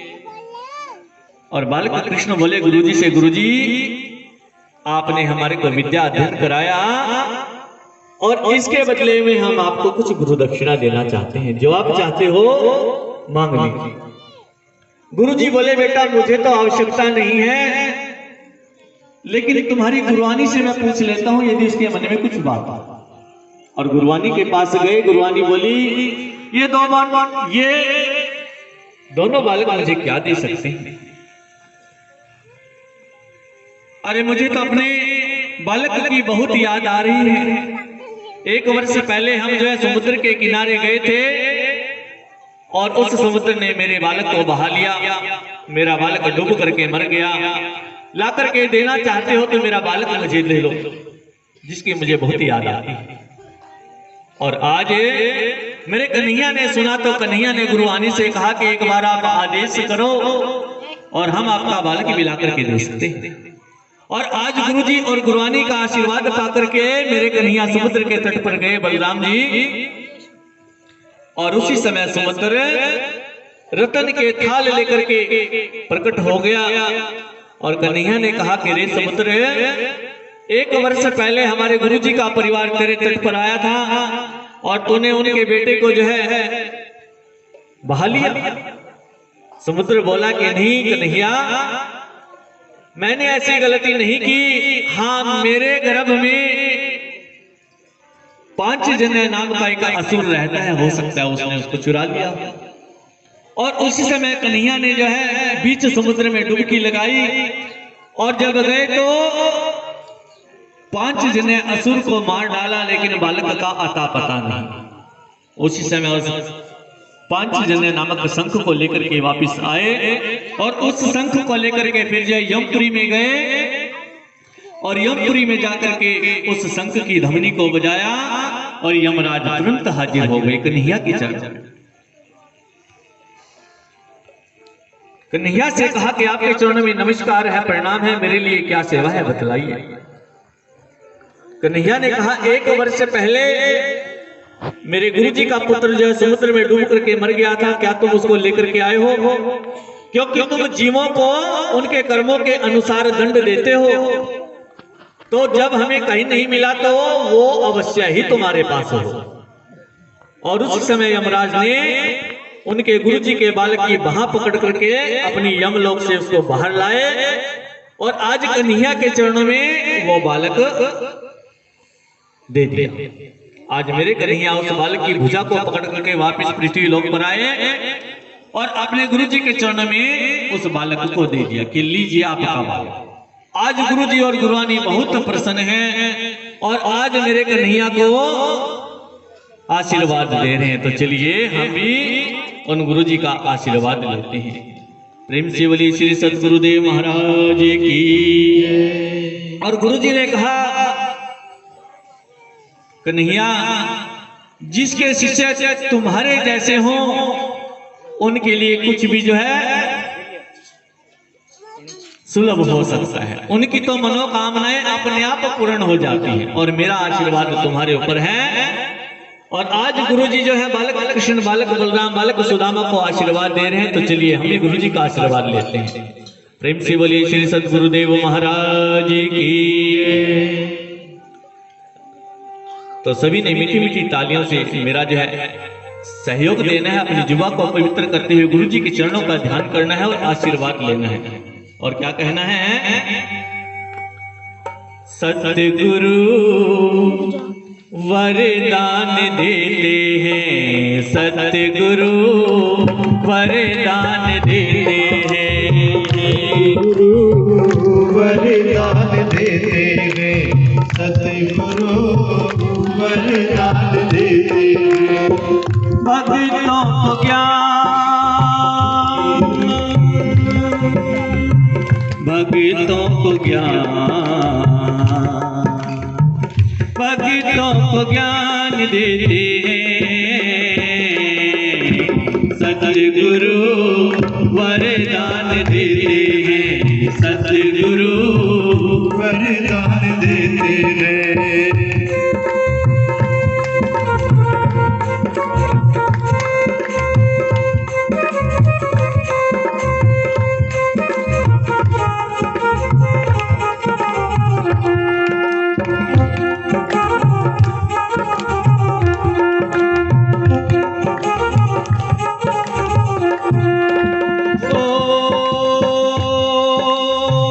बुराई करोगे तो बुरा ही मिलेगा, भलाई का बदला भला ही मिलेगा।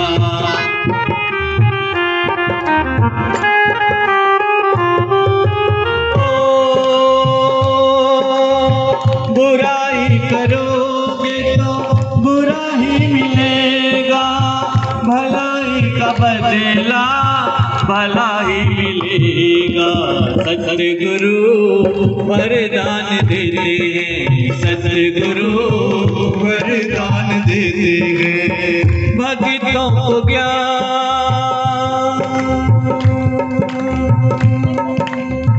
भक्तों को ज्ञान, भक्तों को ज्ञान देते हैं, सतगुरु वरदान देते हैं, सतगुरु वरदान देते हैं।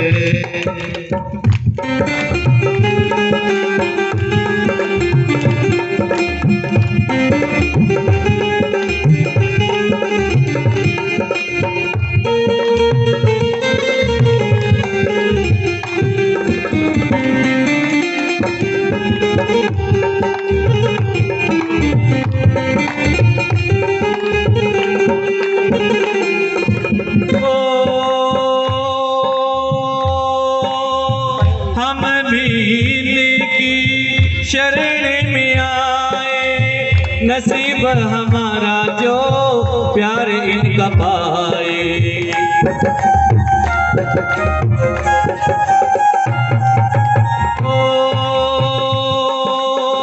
हम भी इनकी शरण में आए, नसीब हमारा जो प्यार इनका पाए। सतगुरु वरदान देते हैं, सतगुरु वरदान देते हैं। भक्तों को ज्ञान, भक्तों को ज्ञान, भक्तों को ज्ञान देते हैं, सतगुरु वरदान देते हैं, सतगुरु वरदान देते हैं।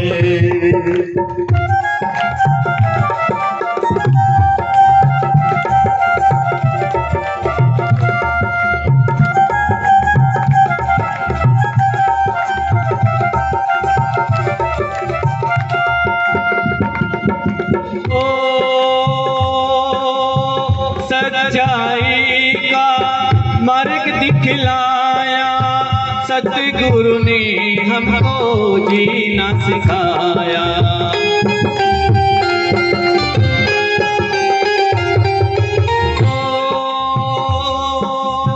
सच्चाई का मार्ग दिखलाया, सतगुरु ने हमको जीना सिखाया।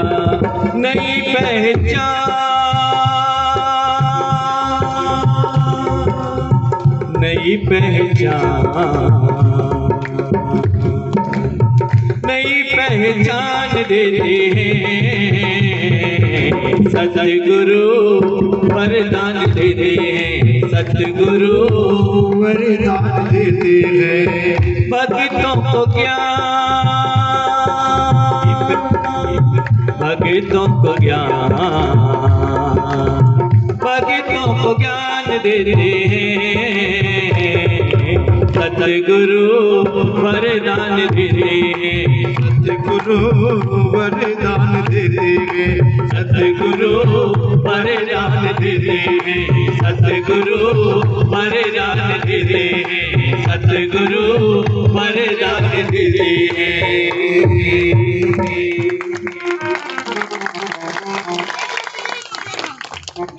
ऐसे आशीर्वाद नहीं मिलने वाला भैया।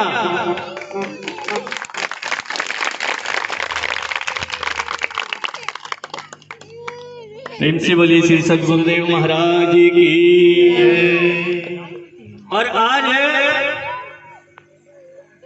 गुरु जी का आशीर्वाद पाने के बाद मेरे कन्हैया और बलराम जी वापस अपनी नगरी में पहुंच जाते हैं और सुदामा जी वापस अपनी नगरी में चले जाते हैं। और जब बालक कृष्ण और बालक बलराम वापस आए माता पिताजी के चरणों में, और कुछ दिन और बीते और आज गोपियां मेरे कन्हैया की याद में अखियों से अश्रुधारा बहा रही हैं। राधा रानी और जितनी भी गोपियां हैं सब आंखों से अश्रुधारा बहा रही हैं। और आज अपने मन की पुकार से जितनी भी गोपियां हैं और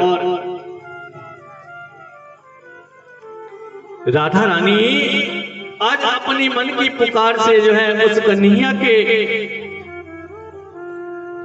चरण में अपने मन की पुकार लगा रही हैं कि कन्हैया सुन लो। और आज जितनी भी गोपियां हैं सब अपने मन की बात कह रही हैं, क्या एक दूसरे से। श्याम की कोई खबर लाता नहीं, श्याम की कोई खबर लाता नहीं, श्याम बिन अब तो रहा जाता नहीं, श्याम की कोई खबर लाता नहीं, श्याम की कोई खबर लाता नहीं।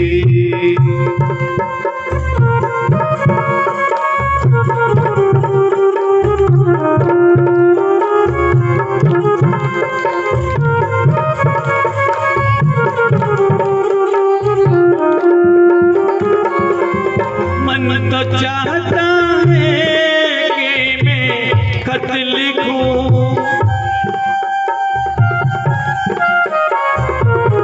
मन तो चाहता है कि मैं खत लिखूं, हाल इस दिल का लिखा जाता नहीं, हाल इस दिल का लिखा जाता नहीं, श्याम की कोई खबर लाता नहीं, श्याम बिन अब तो रहा जाता नहीं, श्याम बिन अब तो रहा जाता नहीं।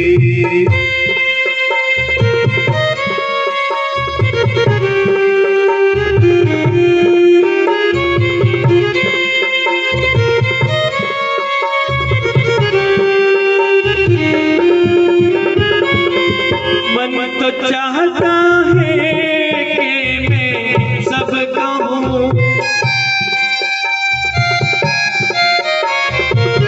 मन तो चाहता है कि मैं सब कहूँ, गम जुदाई का सहा जाता नहीं, गम जुदाई का जाता नहीं, श्याम की कोई खबर लाता नहीं, श्याम की कोई खबर लाता नहीं, श्याम बिन अब तो रहा जाता नहीं, श्याम बिन अब तो रहा जाता नहीं।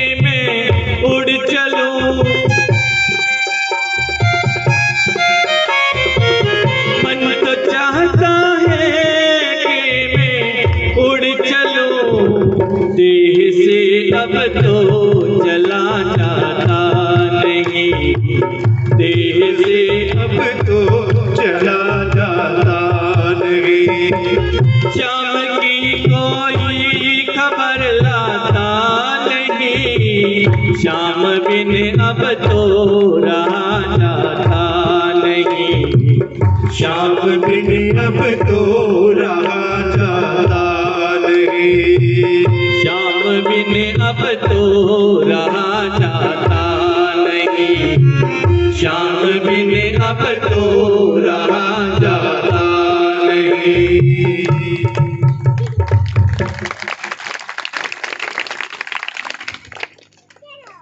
और जब गोपियों ने और राधा रानी जी ने अपने मन की विरह एक दूसरे से जो है वर्णन किया, आज उनकी पुकार कन्हैया तक पहुंच चुकी है। और उसी समय मेरे कन्हैया ने उद्धव जी को एक प्रेम पत्र लिख करके दिया गोपियों के लिए, क्योंकि उद्धव जी को अपने ज्ञान के ऊपर बहुत बड़ा अहंकार है कि मैं सबसे बड़ा ज्ञानी हूं, मुझसे बड़ा ज्ञानी कोई भी नहीं। और आज उन गोपियों को ज्ञान सिखाने के लिए मेरे कन्हैया उद्धव जी को भेजते हैं कि हे उद्धव, आज तुम उन गोपियों को निर्गुण ब्रह्म की शिक्षा का पाठ पढ़ा करके आओ। और आज प्रसन्न मन से उद्धव जी एक सुंदर से रथ पर चढ़ करके वृंदावन धाम को चलते हैं, ब्रज धाम को चलते हैं। और चलते चलते नंद बाबा के यहां पहुंच जाते हैं। नंद बाबा आज उद्धव जी का आतिथ्य सत्कार करते हैं, उनको भोजन जलपान आदि जो है कराने के बाद सारी बात पूछते हैं। माता यशोदा पूछती है कि कन्हैया कैसा है, बलराम कैसा है, अरे कोई उन्हें माखन मिश्री खाने के लिए देता है कि नहीं। और अखियों से अश्रुधारा बहा रही है। इसी तरह पूरी रात बीत जाती है और प्रातः काल होते ही उद्धव जी यमुना में स्नान करने के लिए जाते हैं। और यमुना स्नान से जब वापस लौट रहे होते हैं तो उनकी मुलाकात राधा रानी और गोपियों से होती है। और आज राधा रानी और गोपियों को निर्गुण ब्रह्म की शिक्षा दे रहे हैं कि हे गोपियों, तुम जिनके साथ इतना लगाव रखती हो, इतना प्रेम करती हो, वो कोई साधारण मनुष्य नहीं, वो 3 लोक के मालिक हैं। और ये तो इनका सगुण साकार रूप है कि तुम एक काम करो, इस रूप को भूल जाओ और जो रूप प्रकाश रूप में है निर्गुण ब्रह्म, उसकी उपासना करो, जिससे तुम्हारे मोक्ष मिले। और आज गोपियां बोली, उद्धव जी, एक दिल था, एक मन था, वो भी हम उसे नटवर नागर को दे चुके हैं, उस कन्हैया को दे चुके हैं। अब तुम्हारे उस निर्गुण ब्रह्म के लिए दूसरा दिल, दूसरा मन कहां से लाएं? हम तो बस उसी के प्रेम की दीवानी है। और जब उद्धव जी ने प्रेम पत्र निकाला और बस पढ़कर सुनाने ही वाले थे, तुरंत गोपियों ने झपट्टा मार लिया और उस पत्र के इतने जो है टुकड़े कर करके सब गोपियां अपने हृदय से लगाने लगी, उसको चूमने लगी, उस पत्रों को चाटने लगी। और आज गोपियों का प्रेम देख करके उद्धव जी अपना सब ज्ञान भूल गए। और फिर राधा रानी जी की तरफ आए, राधा रानी जी से कहा, राधा रानी तुम तो इनमें सबसे बड़ी हो, कि तुम इनको समझाओ कि वो निर्गुण ब्रह्म है, निर्गुण ब्रह्म की उपासना करो, वो तो उनका सगुण साकार रूप है। और जब राधा रानी जी से ये कहा, उसी समय मेरे कन्हैया राधा रानी की बगल में सूक्ष्म रूप से प्रकट हो गए। और उद्धव जी ने जब देखा कि यहाँ तो राधा रानी थी, ये कन्हैया कहां से आ गए, और तुरंत राधा रानी जी के चरणों में लेट गए, अपना सब ज्ञान भूल गए।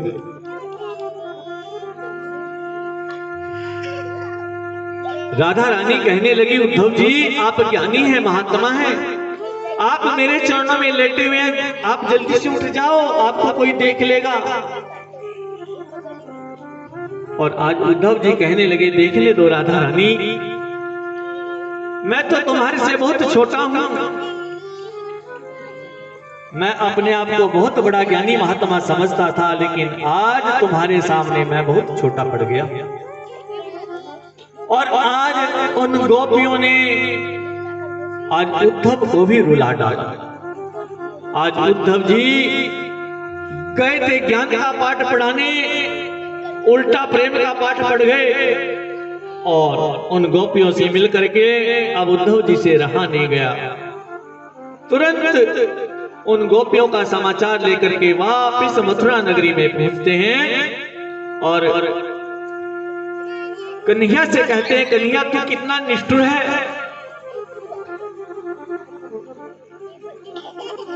तेरे लिए गोपियां तेरे प्रेम की दीवानी बनी हुई हैं, हर पल तुझे याद करती हैं, हर पल तेरी याद में अपनी अश्रुधारा बहा रही है।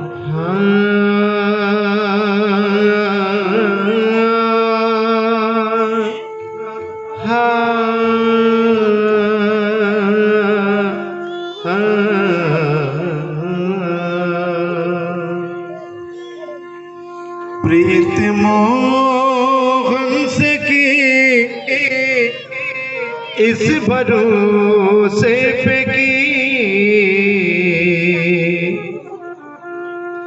प्रीत मोहन से की इस भरोसे पे की,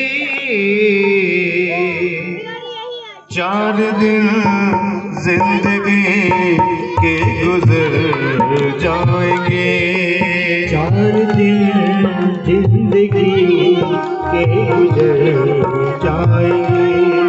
प्रीत मोहन से की इस भरोसे पे की, प्रीत मोहन से की इस भरोसे पे की, 4 दिन जिंदगी के गुजर जाएंगे, 4 दिन जिंदगी के गुजर जाएंगे। क्या भरोसा था ये वक्त भी आएगा, क्या भरोसा था ये वक्त भी आएगा, वादा करके वो हमसे मुकर जाएंगे, वादा करके वो हमसे मुकर जाएंगे।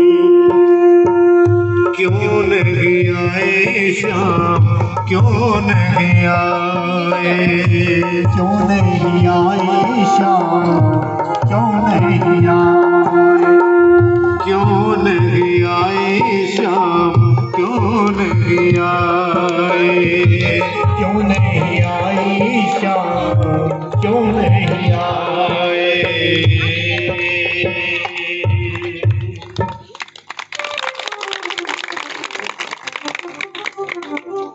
बोलिए बाल कृष्ण बलदेव की जय, राधा रानी अलबेली सरकार की।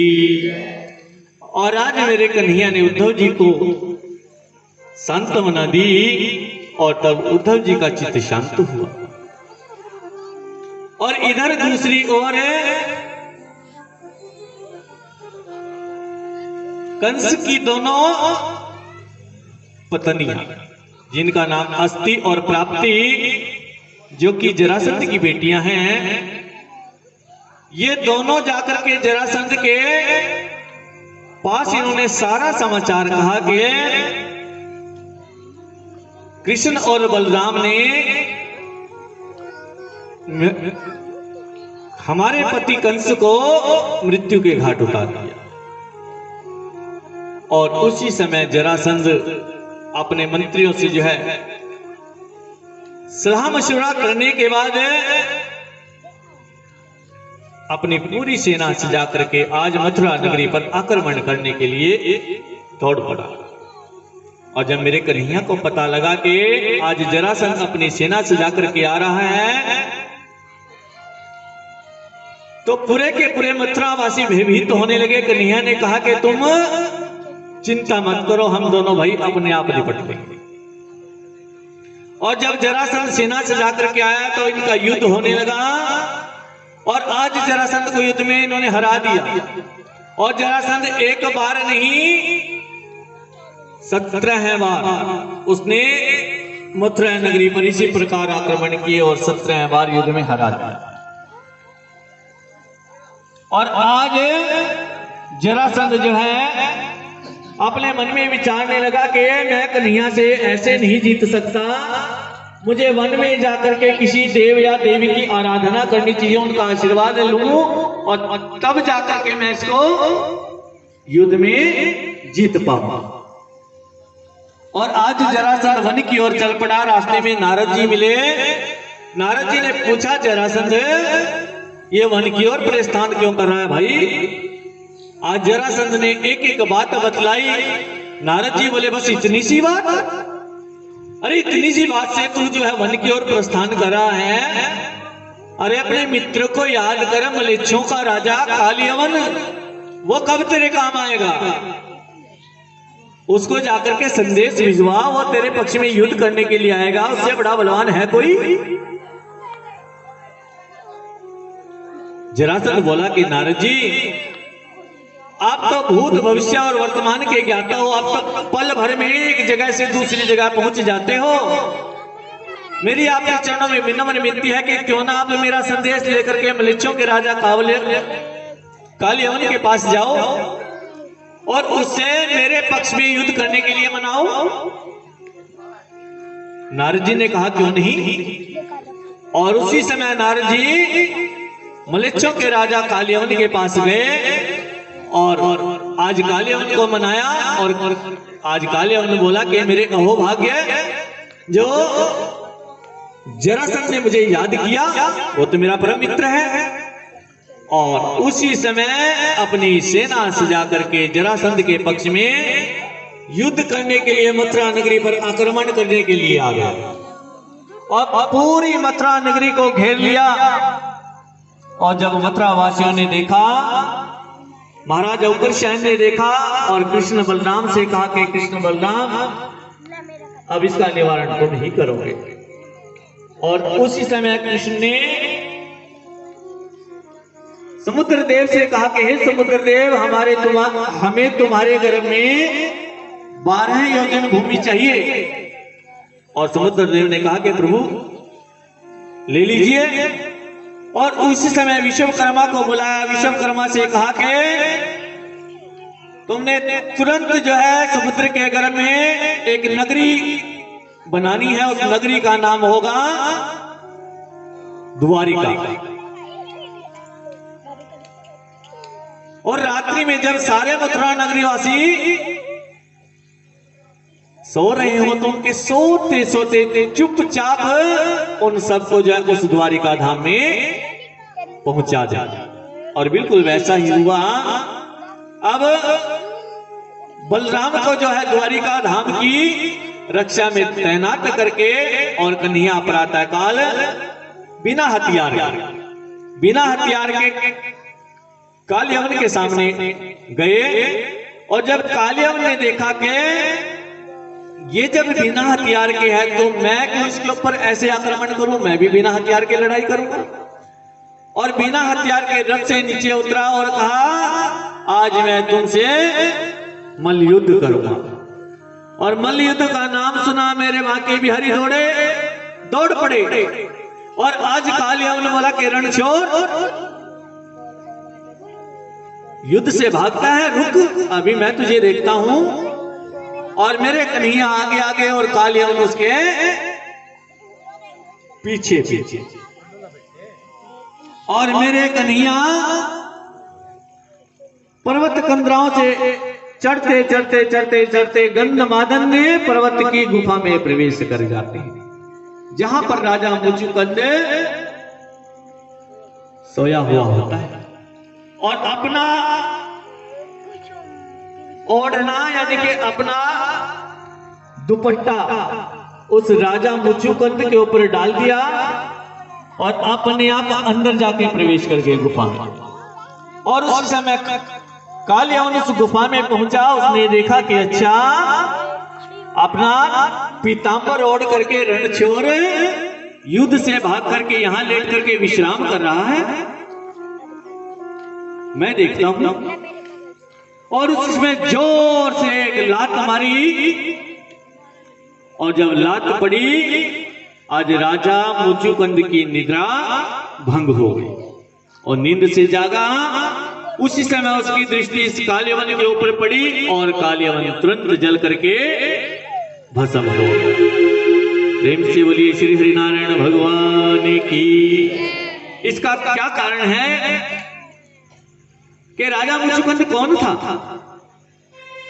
राजा मुचुकुंद को जब देवताओं का और दैत्यों का महासंग्राम हो रहा था तो राजा इंद्र ने इस राजा मुचुकुंद को अपने पक्ष में युद्ध करने के लिए बुलाया। इंद्रलोक में बुलाया, स्वर्गलोक में बुलाया और असुरों का और इन देवताओं का आपस में युद्ध हुआ। और देवताओं का एक दिन मनुष्य के 100 वर्षों के बराबर होता है। अब ये राजा मुचुकुंद इस पृथ्वी लोक से स्वर्गलोक में युद्ध करने के लिए गया देवताओं के पक्ष में। युद्ध करते करते बहुत दिन बीत गए और जब भगवान भोलेनाथ के पुत्र कार्तिकेय जी देवताओं के पक्ष में युद्ध करने के लिए आए, तब राजा इंद्र बोला कि राजा मुचुकुंद जी आपको बहुत देर हो गई, युद्ध के बहुत दिन हो गए युद्ध करते करते, अब आप विश्राम कीजिए। राजा मुचुकुंद बोले कि इंद्रदेव मैं अपने परिवार से बहुत दिनों से बहुत दूर हूं कि आप मुझे पृथ्वी लोक में भेजने की व्यवस्था कीजिए, मैं अपने परिवार वालों से मिलना चाहता हूं। और उस समय इंद्रदेव बोले कि राजा मुचुकुंद जी आपको तो मालूम है कि हमारा देवताओं का 1 वर्ष मनुष्य के 100 वर्षों के बराबर होता है और इतने दिनों तक आपने यहाँ करके युद्ध किया, अब आपका परिवार वाला पृथ्वी लोक में कोई भी नहीं आपको मिलेगा, सब मृत्यु को प्राप्त हो चुके होंगे। आप मुझसे मोक्ष का वरदान छोड़ करके और जो भी वरदान मांगना चाहते हो मांग लीजिए। और आज राजा मुचुकुंद ने अपने मन में विचारा कि जिसने इस पृथ्वी पर जन्म लिया है उसका मरण अवश्य है। और आज राजा इंद्र से बोला कि युद्ध करते करते मेरे अंग बहुत ज्यादा थक चुके हैं और इतने दिनों से मैं सोया भी नहीं हूं, मुझे नींद आ रही है, मैं अब सोना चाहता हूं। और राजा इंद्र ने कहा कि ठीक है राजा मुचुकुंद, तुम गंधमादन पर्वत की गुफा में जाकर के सो जाओ और मैं तुम्हें आशीर्वाद देता हूं, जो तुम्हें निद्रा से भंग करेगा, जो तुम्हें नींद से जगाएगा और तुम्हारी दृष्टि उसके ऊपर पड़ते ही वो जल करके भस्म हो जाएगा। प्रेम से बोलिए श्री हरिनारायण भगवान की जय। तो इस प्रकार का यह वरदान जब राजा मुचुकुंद को मिला हुआ था और राजा मुचुकुंद को कालियवन ने निद्रा से जगाया था, जिसके कारण राजा मुचुकुंद की दृष्टि कालियवन के ऊपर पड़ी और कालियवन जल करके भस्म हो गया। प्रेम से बोलिए श्री हरिनारायण भगवान की। और अब आगे की कथा में महात्मा श्री सुखदेव जी राजा परीक्षित जी को रुक्मिणी हरण की कथा सुना रहे हैं। प्रेम से बोलिए राधा रानी अलवेली सरकार की जय।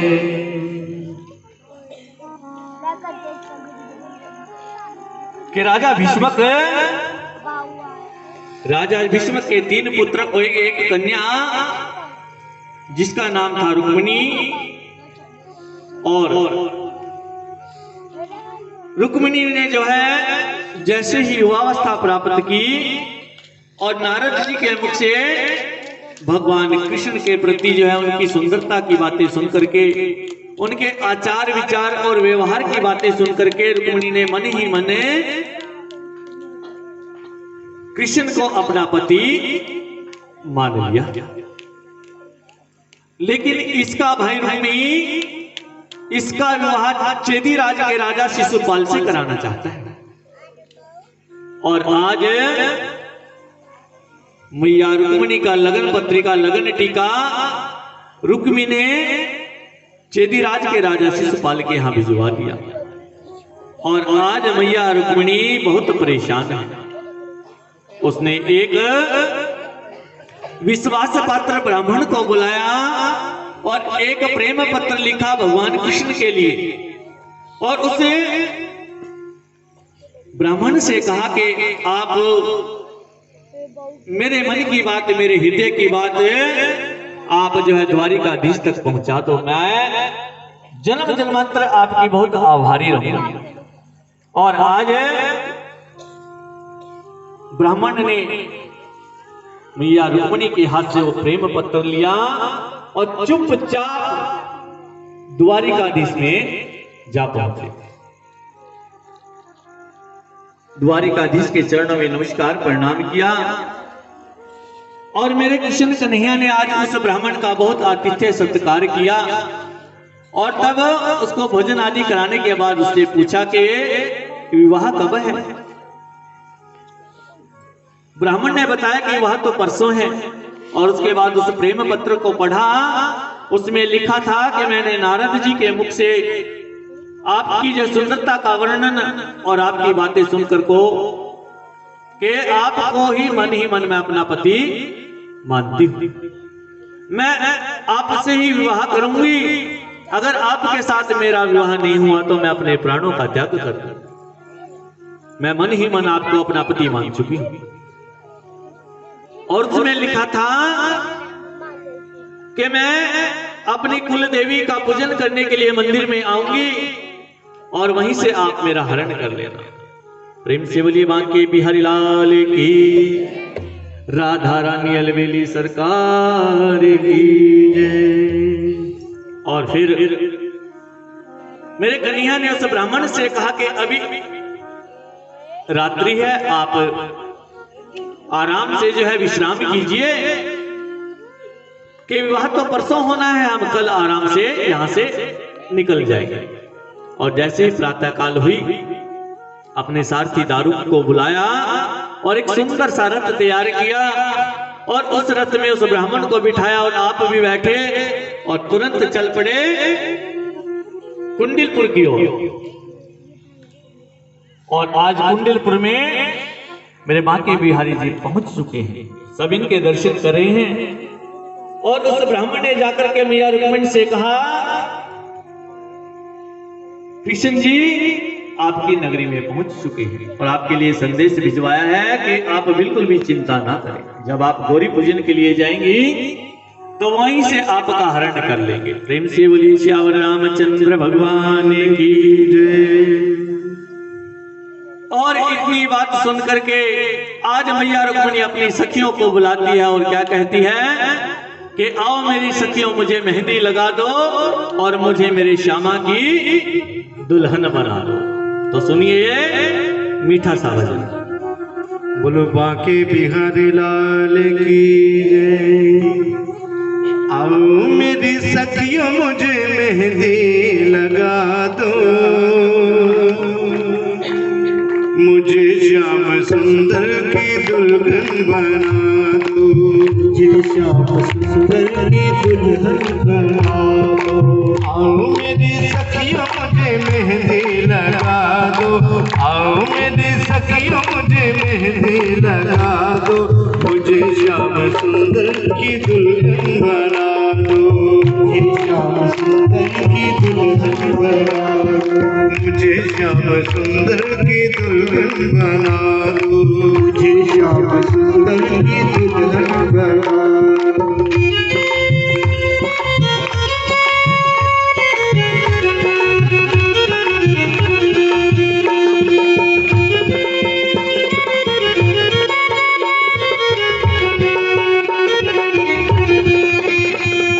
सत्संग में मेरी बात चलाई, संग में मेरी बातें चलाई, सतगुरु ने मेरी कीनी सगाई, सतगुरु ने मेरी कीनी सगाई, उनको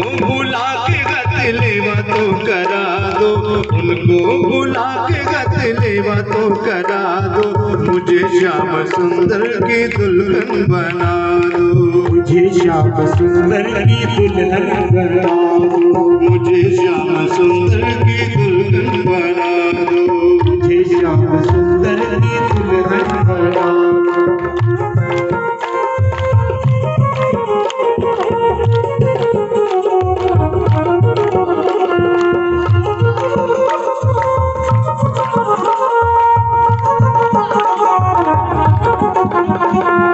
ऐसी पहनो चूड़ी जो कभी ना टूटे, ऐसी पहन चूड़ी जो कबहू ना टूटे, ऐसा वरु दूल्हा जो कभी ना रूठे, ऐसा वरु दूल्हा जो कबहू ना रूठे। अटल सुहाग की बिंदिया लगा दो, अटल सुहाग की बिंदिया लगा दो, मुझे श्याम सुंदर की दुल्हन बना दो, मुझे श्याम सुंदर की दुल्हन बना दो, मुझे श्याम सुंदर की दुल्हन बना दो, मुझे श्याम सुंदर की दुल्हन बना दो। आंख के घुंघरू में उनको रिझाऊंगी, हाथ की घुंघरू में उनको रिझाऊंगी, लेके एक तारा में श्याम श्याम गाऊंगी, एक तारा में श्याम श्याम गाऊंगी। सतगुरु बुला के मेरी डोली सजवा दो, सतगुरु बुला के मुझे विदा तो करा दो, मुझे श्याम सुंदर की दुल्हन बना दो, मुझे श्याम सुंदर की दुल्हन बना दो, मुझे श्याम सुंदर की दुल्हन बना दो, मुझे श्याम सुंदर की दुल्हन बना दो।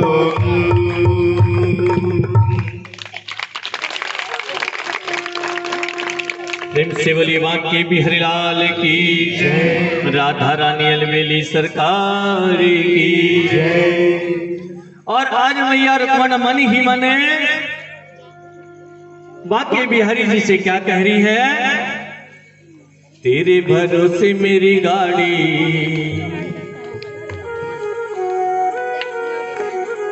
तेरे भरोसे मेरी गाड़ी, तो जाने तेरा काम जाने, भरोसे मेरी गाड़ी, तू जाने तेरा काम जाने, तू जाने तेरा काम जाने, तू जाने तेरा काम जाने, तू जाने तेरा काम जाने, तू जाने तेरा काम जाने। तेरे भरोसे मेरी गाड़ी, तेरे भरोसे मेरी गाड़ी, तू जाने तेरा काम जाने, तेरे भरोसे मेरी गाड़ी, तू जाने तेरा काम जाने।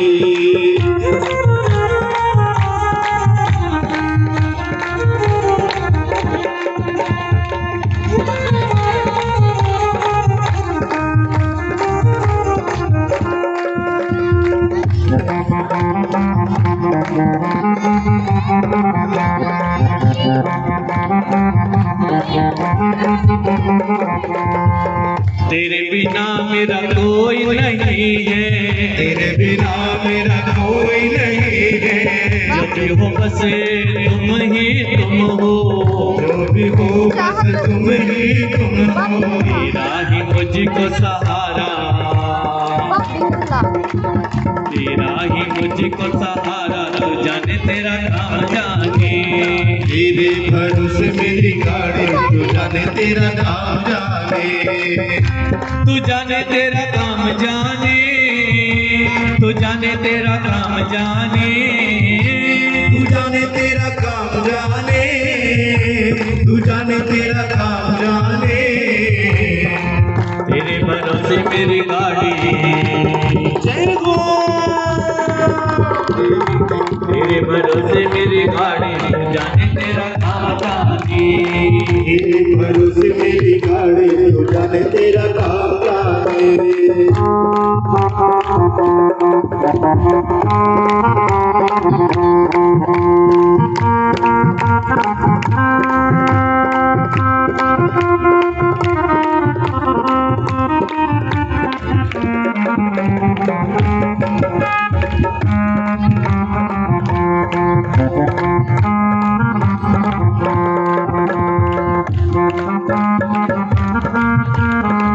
सांवले चलो ने मुझे शरण में रखना, सांवले चलो ने मुझे शरण में रखना, दया की दृष्टि हम पर करना, दया की दृष्टि हम पर करना, छोड़ आई मैं जग सारा, जय